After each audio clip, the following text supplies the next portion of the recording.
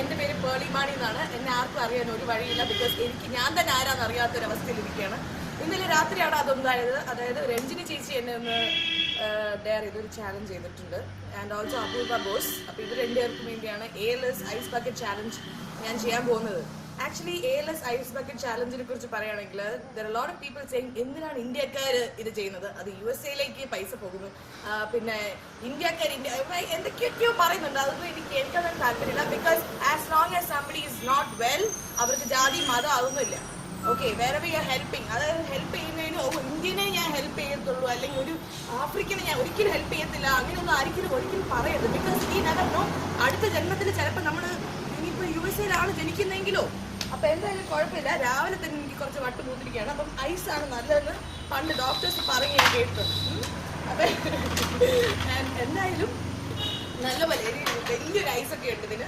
അപ്പൊ അതൊക്കെ ഇട്ട് ഞാൻ മരിച്ചു. അപ്പൊ നമ്മളിങ്ങനെ കുറച്ച് ചെറിയ പീസസ്, ചിന്ന പീസസ് ഓൾറെഡി ഞാൻ ഇട്ടിട്ടുണ്ട്, പേടിക്കണ്ട. എൻ്റെ വീഡിയോ എടുക്കുന്നത് ശരത്താണ്. And also I want to nominate like എൻ്റെ ഏറ്റവും അടുത്ത സുഹൃത്തുക്കളായ സംയുക്ത ഹെർനാഡ് ആൻഡ് ടാനിയ സൂസൻ ബക്കി, Sarath Davis, Rachel Mani, my sister, Shraddha Davis, my other sister who's hot in Chennai. അവൾ തലയിൽ കുറച്ച് ഐസ് ഒഴിക്കട്ടെ, തണുക്കട്ടെ. ഈ ഐസ് ബക്കറ്റ് ചാലഞ്ച് ഒരിക്കലും ഒരു ചീത്ത കാര്യമല്ല. It reminds that people are actually supposed to live a happy, stupid life. Actually, ഭയങ്കര ജ്ഞാനമൊക്കെ ഭയങ്കര എൻലൈറ്റ്മെന്റ് ഒന്നും ആരും ഇതുവരെ ആവുന്നില്ല.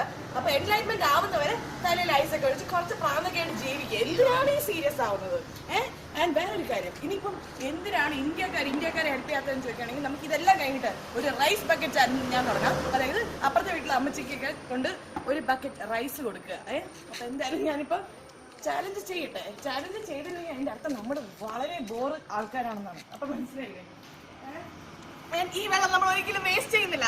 കുഞ്ഞുങ്ങൾക്കൊക്കെ തണുത്ത വെള്ളം ഞാൻ കൊടുക്കണം. അത്രയ്ക്ക് ലാവിഷാണ് ഞാൻ. Mummy what